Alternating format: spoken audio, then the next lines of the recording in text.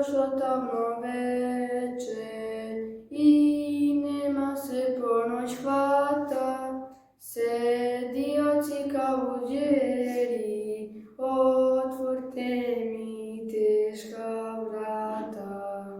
Svetlosti mi duša hoće, a odmora slabe noge, klonu moje telo, umorne su moje noge.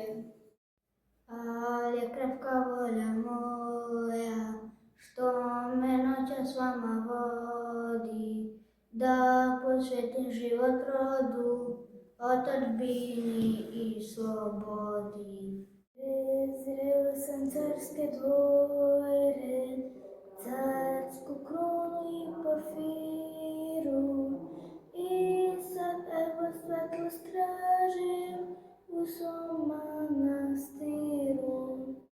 Otvorite mi, časni oci, manastirska teška vrata, i primite carskog sina, ko najmlađeg svoga brata.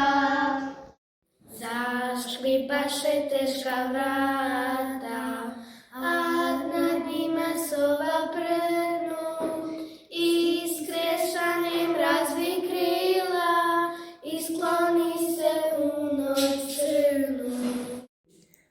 A na pragu hrama svetog, gde se Božje ime slavi, sa buktinjom upaljenom, na stojnik se Otac javi. On buktinju gore diže, iznad glave svoje svete, i ugleda čudeći se, bezazleno boso dete. Visokom i belom bledo leđa čelo, pomršne guste vlasti, ali čelo uzvišena božanstvena mudrost krasi.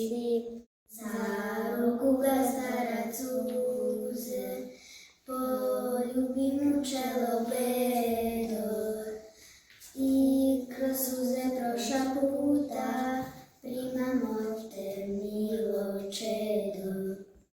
Vekovi su prohujali,